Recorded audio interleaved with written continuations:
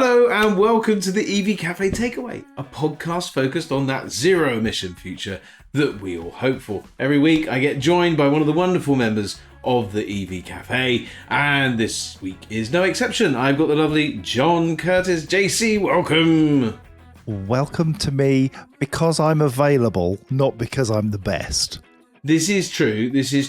Nobody else was free, so we got John. But he is exceptionally good at this, I think, anyway. So I'm very glad that he's here. But I'm even gladder, if that's a word, that we are joined every week by wonderful pioneers, innovators and collaborators. And this week is definitely no exception.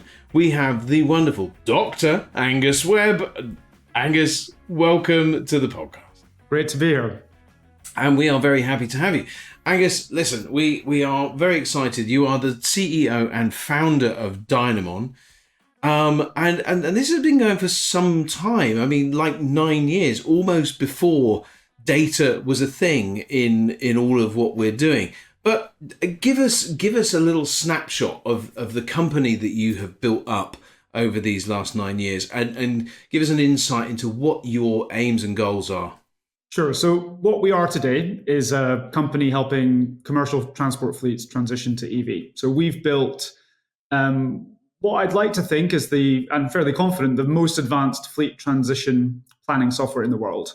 It connects data sources from fleets to data from electric vehicles, vans, trucks, buses, everything, every electric vehicle that's available to commercial fleets, and helps them plan their transition, understanding vehicles, infrastructure, cost, enabling them to get it right and making that planning process super precise and easy. That's what we're doing today, and we can talk a little bit more about that later on. But where we've come from is all around fleet optimization.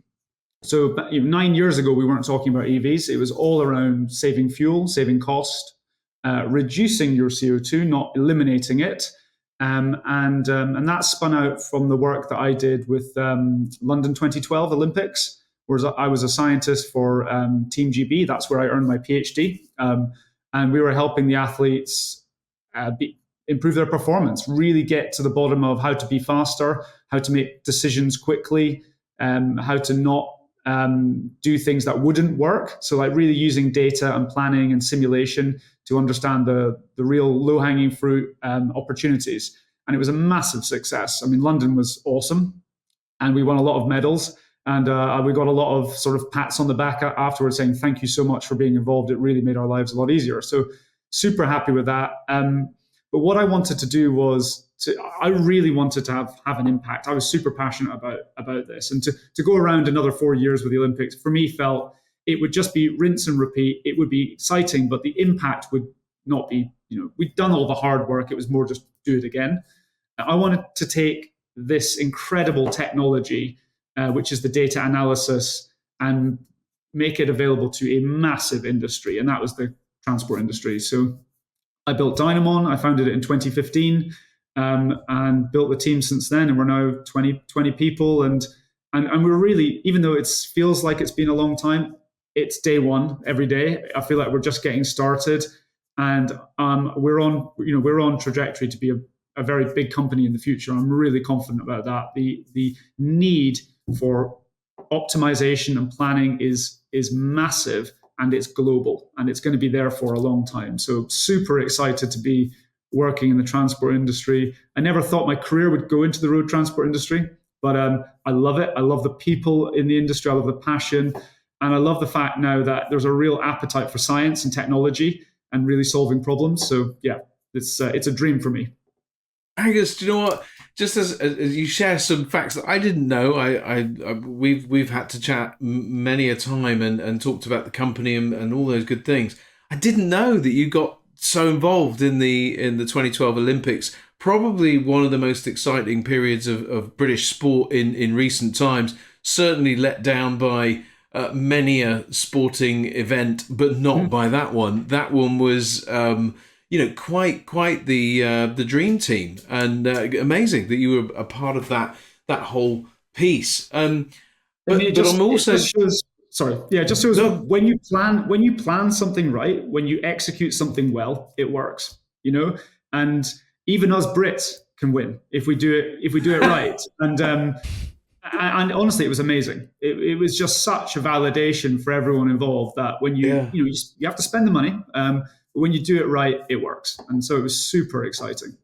Yeah, and the other thing that comes out from all of that is that there's this inbuilt passion and energy and enthusiasm and determination in you. And so for me, if I'm a backer, if I'm somebody looking in on the world that Angus has built, I'm super excited. And I remember the first time we properly met. I think you'd mentioned that you were at Millbrook, a proving ground. And you had a van, and you had taken this van into a testing room and put it on. You'll have to explain to the listeners what it was. You actually put them on sort of dynamometers or I don't know, whatever they were. But you were really testing it to the nth degree, and I loved it because I thought finally somebody is taking the van sector seriously, and of course that's a sector close to my heart, the whole commercial vehicle sector, but vans in particular. And you were treating it seriously, and you were going to help fleets back in what must have been 2020 or maybe 2021, whenever that was. And I was really excited to see it. Tell us how much detail you've gone into to make this a thing. Yeah, so that testing that you're referring to was when we were building our software product Zero, which is the one I introduced at the beginning. And for us, it's really important for a fleet to know how a vehicle is going to perform in their specific operation. So you can open up a brochure and it'll tell you the vehicle's got certain amounts of range, but that is for one situation.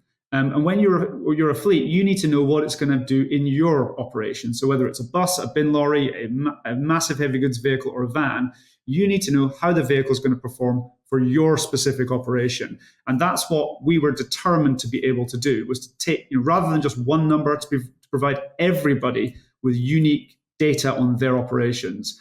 And so in order for us to do that, we had to build our very advanced software, but also test it and prove that it worked. And so we were in Millbrook, which is this incredible facility in the UK, where you can test vehicles. And we were basically doing things on the van, checking our software, doing things on the van, checking our software. And actually in that specific example, we weren't driving the vehicle out on a test track. We had it mounted on what's called a dynamometer.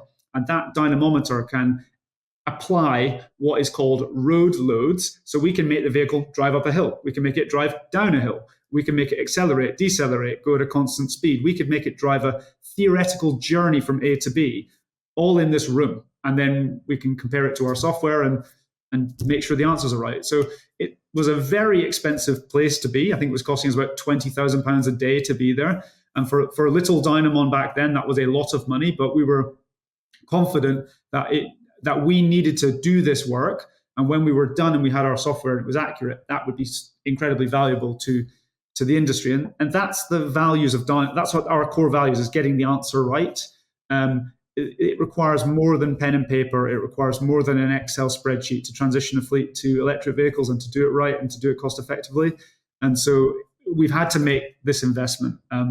But yeah, that's what we were doing back then when you came to visit us, Paul. Dynamometer, is that right? Have I got that right now? Dynamometer, yes. Which sounds a bit like Dynamon, right? It's a little bit where our name came from. So and it's an engineering term, and it's that's why we're called Dynamon. Well, you've got to tell the story now. You can't just leave us hanging. Come on, Dynamon, dynamometer. Let's join the dots, please. So, I mean, okay, so the science of dynamics is the science of motion, right? So inside our software is lots of calculations, lots of maths around motion. So that's where the dyna comes from. The mon comes from monitoring. So we do a lot of data coming into us as well. So that's the name Dynamon. It's super geeky, but that's our DNA. Brilliant. It's like calling you Van Chat. Van, not diesel. There you go. Yes. Yes. Now, Angus, I'm fascinated by this whole area of engineering because it's such a wide field. And when we were talking earlier, you said, yeah, I'm an engineer, I studied engineering. And you've gone on to talk specifically about software. So am I right in thinking that you're a software engineer? Me personally, yes and no. I'm not really a software engineer. I'm more of a classical engineer. I understand the physics and the equations, but I had to become one. I'm not a great one. I don't do software engineering anymore. We have at Dynamon incredible software engineers, but yes, everything is software these days. So so yeah, I had to pick it up, and it was a kind of a means to an end for me, because back in the day it was just me and my software with my maths, and now it's we've got better people than me to do the maths, so the maths is even better, and then the software is incredible. Yeah, I see. So were you always destined to do this, do you think? As a young boy, did you exhibit signs of being mechanically interested and were able to build structures and do the things which kids can do if they've got that bent? And then as you grew through school, developed your skills so that you could become the man that you are today? Or was it quite out of the blue that you discovered this interest? I think it's been there since the beginning. So I grew up on a farm in Scotland. You fix things when they're broken. You can't just drive around the corner and get spare parts. Everything is kind of DIY. And I grew up in this environment of looking after yourself, and I love that. It's sort of, honestly, I find sometimes day-to-day life where everything's easy, I find it quite boring, and I like that challenge. And I think that's a little bit fatiguing for people around me, because it's maybe a bit chaotic and difficult, but I get a lot of energy from that. When it's easy, it's boring. Yeah, for my 10th birthday, or one of those birthdays, I didn't get toys. I got a socket set from Halfords, and I remember this was my favorite thing. And I would take apart the lawnmower and put it back together again, and my dad would get really annoyed that the literally there was no blade on the lawnmower. He was just like, "It's not cutting the grass. Oh, the blade's not on it. What's Angus been doing?" So yeah, I was a real pain in the ass as a child, because yes, I was only 10 years old. I was taking everything apart, but that was what I loved doing. I needed to learn to put stuff back together again. That was maybe what I learned later in life. And not have any bits left. Apparently there wasn't a pen in the house with a spring in it. It's fascinating. I mean, can you put this down to something? Because, as you're going through life as a young man, and it sounds like you had a very positive upbringing, and family was good and you were on the farm, but is there any one thing? Because maths doesn't naturally follow from a farmer. I know farmers are pretty astute in terms of the money, the calculations, and everything like that. You've only got. Sorry, I'm probably going to swear, but you've only got to watch Clarkson's Farm to know that actually there is a lot of maths that goes on in the background in terms of calculations and yields and all of those kind of things. So where did the whole maths thing come? Because I actually quite like maths. I'm nowhere near as good at as yourself, but I do like maths. Where did all that come from? So I think it's a brilliant question, because I think you can approach maths from two different angles. And luckily, I was okay at maths at school, but I wasn't good. I got a B in maths, and for me that was hard. That was hard work, and it all changed when I went to university. I would say I'm actually good at maths, but at school we were just being taught maths. And in my opinion, maths is effing boring. It's just numbers and letters. It doesn't make any sense for the sake of it. For me, where maths is really good, it's getting stuff done. You need to build a bridge. It's not going to fall down. We've got to do some maths. You want to figure out how to make a truck use less fuel. We're going to do some maths. And it's all based on solving problems. And I think that for a lot of people, including myself, I can imagine a problem. I can imagine what the solution probably looks like, and I'll check it with maths. My intuition tells me the answer already, but I'm tweaking the answer with some maths, and I'm validating my decision with some maths. And it comes from problems, real world first, maths second, rather than the other way around. When you're at school, it's like, right, we're going to learn maths, children, and you're going to sit here for an hour, and I'm going to write numbers and letters on a board, and literally it's boring. It doesn't make any sense. And for a kid, I'm shocked how many people can get through those lessons. So maths is a means to an end. It's not the end in itself. I mean, that's brilliant. So is this a sort of applied maths then? Yes. In the sense maths is to be applied. That's its purpose. But at school, a bit like English, I hated English. I was terrible at it. But again, I write and talk so much now. English is one of the most important tools in my toolbox, like maths. And yet, when you're at school studying English, you're reading books, you're analysing, the author's meanings and subtext and metaphors, etc. And for me, I didn't like that. For me, I'd much rather be out in the real world solving problems and finding the tools to help me solve those problems. It's interesting that not being good at maths is something which is kind of accepted in our society. If you can't read or write, there's a judgment which is placed upon you. If you can't do maths, we almost as a society say, oh yeah, I can't do maths either, it'll be okay. And actually, it's one of those fundamentals. I am utterly useless with maths. Brilliant at English, garbage with maths. And I'm ashamed. I got a D in my first O-level. I got 2 E's the following 2 years and gave up and just said, I can't do this. I scraped through my tax law exam at university with the pass mark 40%. I just can't do it. You, on the other hand, are somebody who wraps yourself in it. Was it always something you could do? This abstract notion of, A plus B equals C makes sense to you? I said I wasn't good at maths at school. I think I am naturally good at maths. I think that I'm naturally lazy. And so if I'm not motivated, I won't do it. I think what motivated me to do it was the problem solving element of it. So I'm super interested in why boats float upright and don't flip over upside down. How I'm interested in Formula One. I'm interested in sailing. I love water sports. I'm in Southampton for sailing. It's, why some things are better than others is engineering and maths. I love that. And so, not everyone's good at maths. That's okay, because there's so many other important ways of being valuable in the world than just being really great at maths. But yes, for me, it's all around solving problems using maths, not doing maths. It's interesting, because I would love you to take me through the sort of science of aerodynamics. For instance, I'm a fellow Formula One and motorsport fan, and if an expert speaks to me about downforce, I understand it. I get that, because it is that application, as Paul was talking about, of a social construct almost, that we accept these terminologies to explain something. And I'm fascinated by it. Yeah, you show me algebra and I just go, nah, lost. Good night. I can give you a mini aerodynamics lecture if you want. Oh, would you? Yeah, let's book that in. Yeah, anyway, sorry. I was going to say book that in. We'll swipe right for that one, or whichever way is the no. I don't know the swiping business. Anyway, but do you know what, Angus?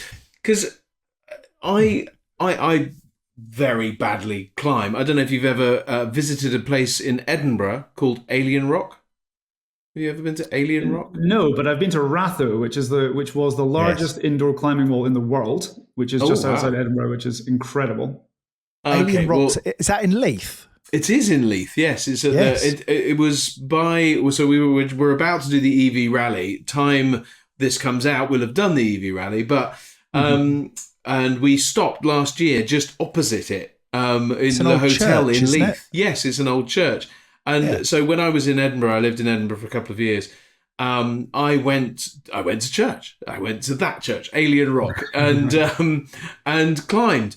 But what strikes me is that climbing in its truest form, out when you're out and about, is problem solving. It's probably an element of engineering. There's probably some dynamics and some motion involved. Is that what attracts you to climbing? And how much do you do? How seriously what do you do with this whole climbing business? Yeah, I love climbing. It's an incredible sport for so many different reasons. I love other sports too. But I love being outside in nature. It really distracts me from, it's the yin and the yang. So I've got a really, busy job. It can sometimes be very stressful. It can be sometimes very hard to switch off. Climbing is the complete opposite. I don't think about work when I'm climbing. It's even if I wanted to, I couldn't, think about work. So for me, it's an incredible way of switching off. It's healthy. I like that element of it as well. You can travel the world. I've climbed all over the world. I'd like to climb in more places around the world. You meet amazing people. It's very diverse.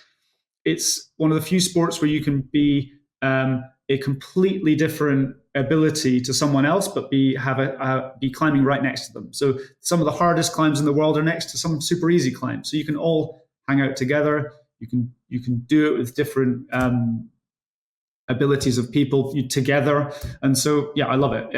The problem solving element is very real. You've got to get from the bottom to the top, and it's scary. So you've got to overcome fear. You've got to get your technique right. Sometimes it requires training. So I've done routes which have taken me 6 months to train for. It's such a brilliant sport, and actually it's cheap. So it's one of these amazing. It's a wonder sport in my opinion. Yeah, it's cheap until you get it wrong and then you pay with your life. Are you one of these mad free climbers? Or do you use ropes? Oh, there's a smile. There's a telling smile. I think the most popular LinkedIn post I ever made was me climbing without ropes. And it's the only climbing thing I ever put on LinkedIn. But it was in Mallorca, climbing over water. And you climb up, say, 15 meters over water. I didn't fall in this case, but if you fall in, you fall in the water. It's pretty scary, not going to lie. You hope the water's deep enough. But no, I'm not trying to die. I love my life. I'm not interested in coming anywhere close to taking unnecessary risks. Climbing is one of these sports which looks from the outside risky, but I would say it's pretty safe. It's safer than road cycling, which is completely acceptable in society. Whereas climbing is seen as this kind of crazy daredevil sport. It just simply is not anywhere near as dangerous as people think it is. And I guess that's where that analytical mind comes in, that you evaluate the risk and you mitigate the risk. There's a risk in an awful lot of things that we do. Mm-hmm. But once you've been through that process, and I suspect you like process, you are somebody who reaches a conclusion that you're comfortable with, and off you go. You go and do it. Bonkers. Yeah, I think anyway. I think the biggest risk in life, in my opinion, if we're going to get philosophical, is not living one's life. That is is by far my biggest fear, is to get to my deathbed, hopefully when I'm old, and have regretted not challenging myself or doing something. So for me, that's very strong in my value set, is to get out there and try stuff. Love that. So success then is something which is important to you, because if you're successful at climbing, then you stay alive. Successful in other areas of your life, what does that look like for you? That's a very good question. I'm not that status orientated, and some people might think that with anyone that starts a business, they want to sort of elevate themselves. They want to be wealthy. They want to be well regarded. But maybe this is a selfish position. I want to have a big impact. I believe I can positively make a big impact. I'm competitive, so that drives me forward as well.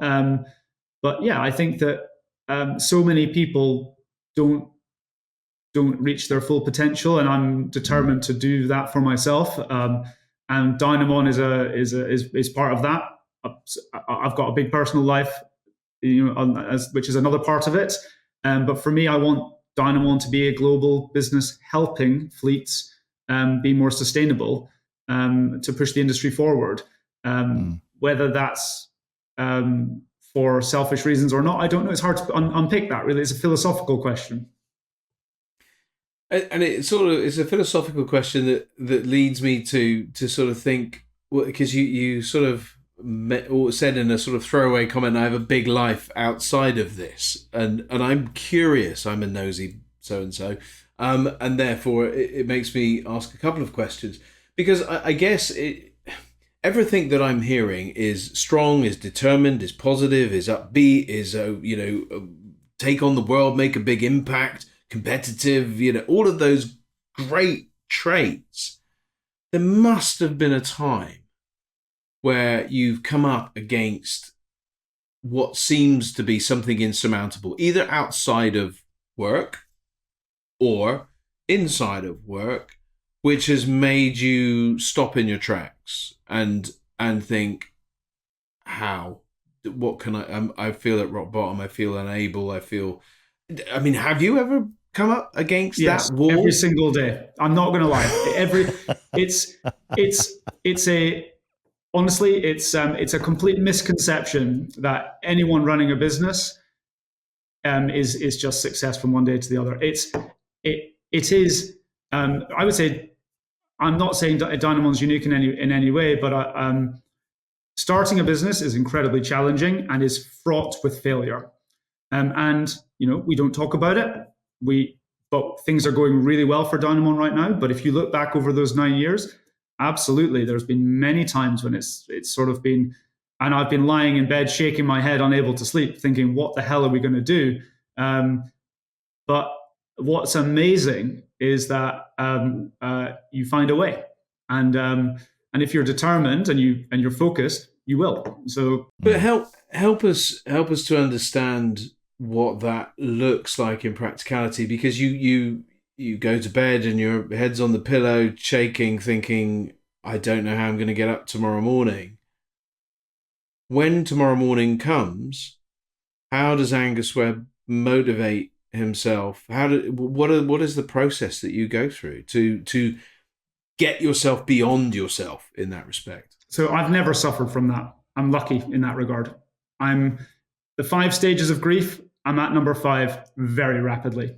I go through the process extremely rapidly. I don't know whether that's something strange, but I'm at number 5 in 5 minutes. Fail fast. That's the way it works. Yeah. Sam Clark says much the same, that it's much better to fail fast and get over yourself and move on to the next thing. Find that thing that will lift you up and get you going and solving other problems. Yeah, and look, it's not just about me. In context of Dynamon, we have an incredible board of directors that have been supporting me since day one. I've got incredible teammates who have been here since day one, arguably. I mean, there was a few years prior to it when it was just me on my own, but we wouldn't be here with amazing people and dedicated people as well. And I've always sort of worked really hard to keep the people motivated around me. We can live in a mercenary world sometimes, and actually, luckily, I've got this incredibly dedicated group of people, shareholders in Dynamon at the same time as well. And I think it's ultra important to have a motivated team on a common mission. That's brilliant, because I worried about that, because I was sitting here thinking, here's a man who's very analytical. He's clearly process driven. He's about finding solutions. Is he a leader or is he a manager? I wonder. And you've mentioned people, which is just music to my ears, because it is the people. No matter how good your software is, it's the people that will find the solutions. It's the people that will plug the gaps. It's the people that will make things a success. Have you always been a people person, or have you had to focus on that aspect of your business? I would say that I've got better over the years. I love people. I would be very bad on my own. Maybe there's a cliche that you're either an analytical introvert or you're a people person. You're bad at maths. I'd like to think I bridged the gap. I think that if you don't work well with people, you probably can't be a leader, a good leader. But you also have to make tough decisions sometimes, and I've had to make my fair share of tough decisions over the years, which goes against people sometimes. But I think on the whole, we're building a business that's going to be big with lots of people in it, successful, and driven by strong values, which I think is really important. Absolutely. Good. Angus, what kind of friend are you? Outside of work. Wow, these are very philosophical. Aren't they just? But it's the whole person. What I'm loving is that you are a very whole person. Some people are just all about business, but I'm getting a sense that there is a big life outside of it, climbing and sailing and the other sport, family. What kind of friend are you? I've got amazing friends. I'm super grateful for that, and I share my life with them, outside of work. And I've got an incredible wife. We're having a kid that's probably going to be here in 1 week's time, our first Oh, child, wow. which we're very excited about. And if he comes on time, and yeah, look, I think that I definitely can't complain. I'm extremely grateful to have good friends, and a lot of that's through things like climbing and sailing and other external activities. Yeah, it's just the way that I choose to live my life, and it's good. Seems very balanced. Very, yeah. Yeah, burning the candle at both ends required sometimes. And am I allowed to note the, I don't know if it was a Freudian slip or something that is public knowledge, the sex of said child? Well, yes, it's a boy. Yeah. We're looking forward to him arriving very soon. Hopefully, well, maybe when this podcast goes out. I don't know what the lead time is, but 1 week from now, hopefully. Yeah, so it's your first, right? First child, yeah. I'm very nervous, actually. So I reckon 7 to 10 days overdue. Tell me if I'm right. Anyway, there we go. Name? Are we, or is that not public knowledge yet? My wife would kill me if I named him on a podcast, so no, I'm not going to tell you that. Paul, I'm fascinated by you, mate. There we are. We're talking to a man who loves data, loves evidence, and you're like, yeah, it's going to be 7 to 10 days late, just based on a gut feel. Well, I'd tell you, if you did a straw poll of 100 women that had a baby, I bet you it's up of 70%. I don't know, but every first time mum I've ever spoken to has been late. I don't know. Someone wants to start a business on data analytics and pregnancy. I think there's a lot of opportunity there. If I just keep it at that, we've had so much data, and it's really challenging to interpret it. So yeah, there's a lot of data in the maternity space, which I would say is could be improved. Yes, trust me, I'm a doctor. Saw what you did there. Angus, I was going to ask you what keeps you awake at night now, but of course it's going to be your son. Yes. How will you cope with that? Are you used to not sleeping much? No, I'm not used to not sleeping much because I sleep very well. So that's probably one of my big fears. And look, I've just given you a full sort of half an hour explanation of how I have a very busy job and I do a lot of things in my spare time, etc. And look, something's going to change. Important. So, change is definitely on the way. I'm super excited about it.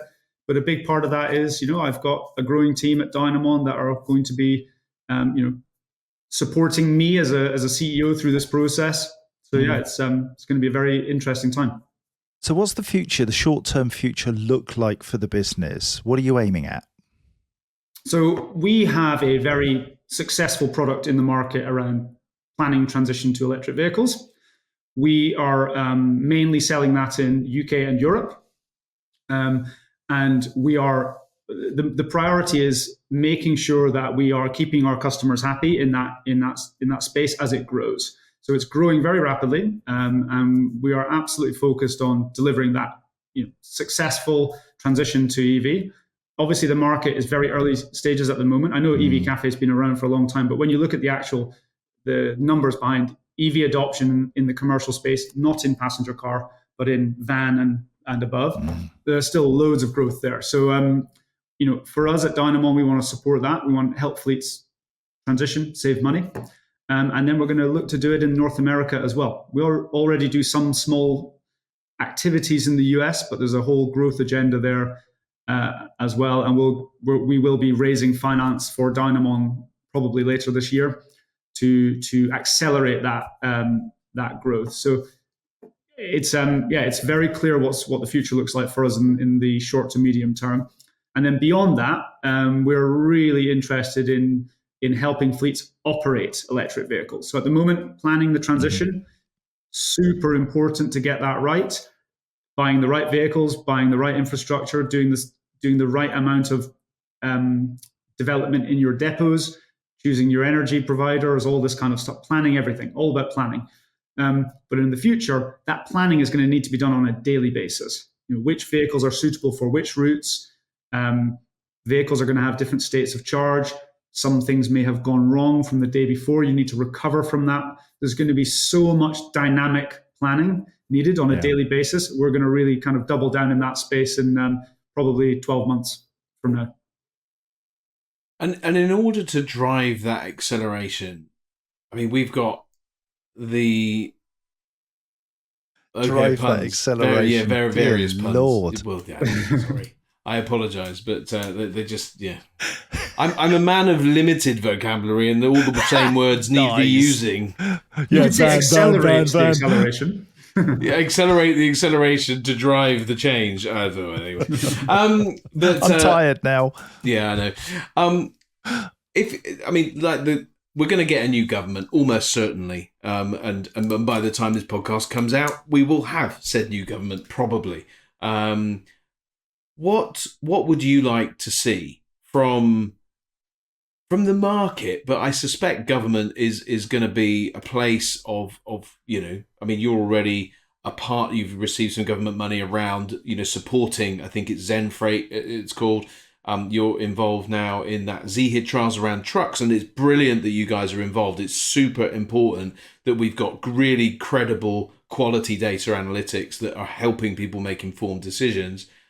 What would you like to see as a next step from government? Because 2030, when they hope to bring all the data to bear and all of that sort of stuff and finish the project, seems too far away to me. What are the next steps for you, and what magic wand would you like to wave and get your way?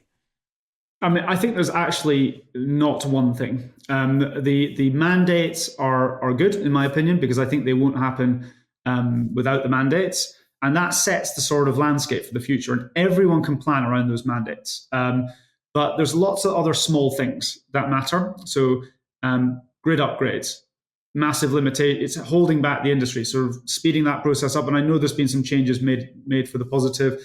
But just it's a long chain of lots of things that need to come together for the successful transition of electric vehicles. Energy policy. How are we going to have cheap electricity in our grid to charge the vehicles? All of that kind of stuff. And so I would say that there's lots of small things. That needs a government that's actually sort of really involved in the process. To be honest, we're going to have a change of government, but I actually think that the current government today has been quite on it when it comes to electrification, and I believe the next one will be maybe even more on it. And so I think that we're actually very lucky in the UK to have a government that is sort of knowledgeable about what needs to be done. But there's so much detail in there, so we need to have real attention to detail. For trucks, for example, if you have a truck full of pallets today and it's being driven by a diesel tractor unit and it's driven by an electric one in the future, you're going to not be able to carry as many pallets because of weight limitations. Now, a lot of contracts are based on full truckloads. So now, if you take 2 pallets off, you're going to have to send those 2 pallets on another truck, and that's just really not efficient. And so we might need some rule changes around weights, dimensions. This is all super nitty-gritty stuff that the government are going to need to listen to. And so listen to the EV Cafe, to Zemo, to to all of these organizations which are communicating the challenges back to government. And that's just in the UK. And you've got France, Germany, Spain, America. It is a hugely challenging regulatory space, and governments do need to listen to get it right. I've got a final question, if I may, Angus, and it's around your experience in this industry. If I was a fleet manager coming to you for the very first time, faced with the need to decarbonise my fleet, but not knowing where to start, what have you learned from all of the data and all of the work that you've done that will help me on my journey? So what we've learned is there's a better way of doing it that'll save you money, and it will come from a lot of different possible solutions to save money. That's why pen and paper just doesn't cut it anymore. You're going to need to do some work, some analysis. Now, if you're a fleet and you can't do that, that's totally fine.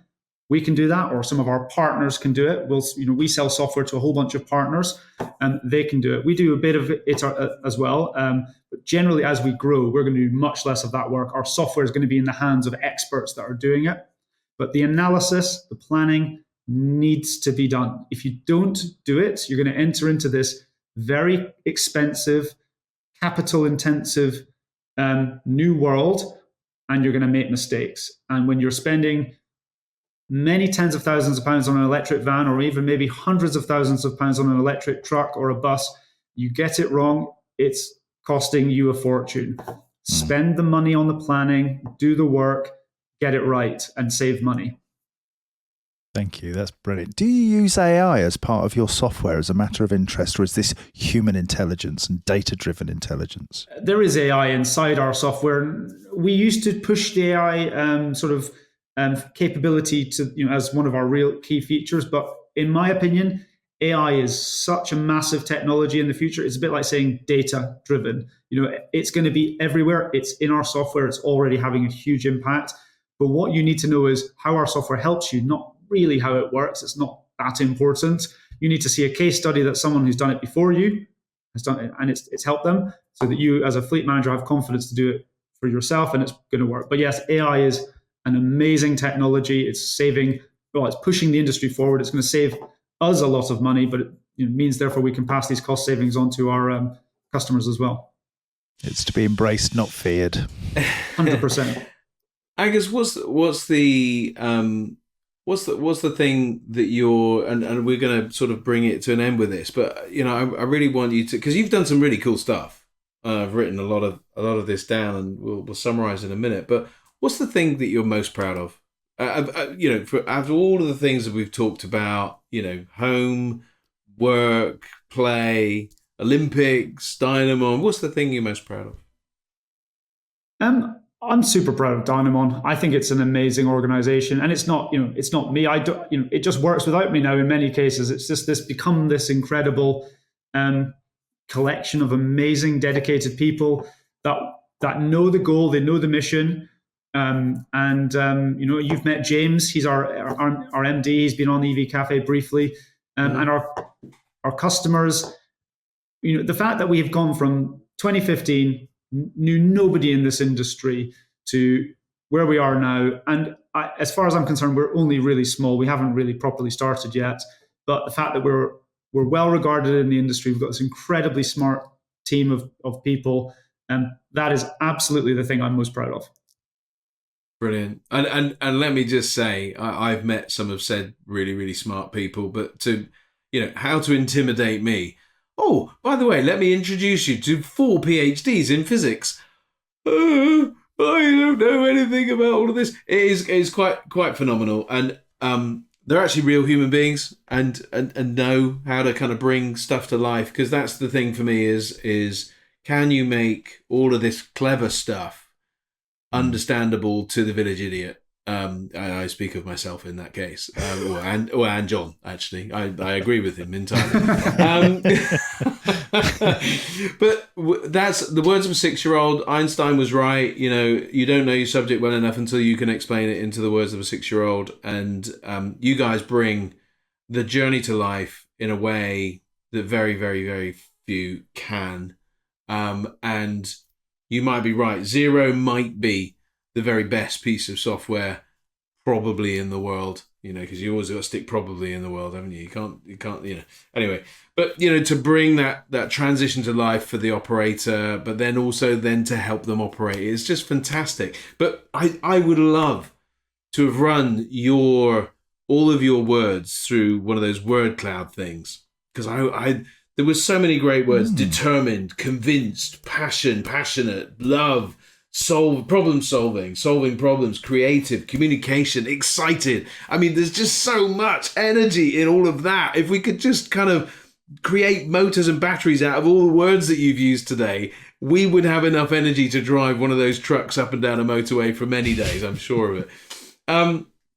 But it's been a real privilege, Angus, and Dynamon is in incredibly good hands, and arguably the industry is in very good hands as well. Because, if we can come to you with confidence with the problems that the truck and van commercial vehicle operators in general face daily, to come to the doctor and get a diagnosis. Doctors. I mean, it's a house full of doctors. Plenty of right? doctors. Yeah, we've got doctors. You've got doctors coming out of our ears in the right subjects for the industry. So we need a healthy industry, and we need lots of doctors to keep us healthy. And you're doing exactly that. So it's very fantastic. John, any final thoughts? Yeah, it's just that Angus and I have lived completely polar opposite lives.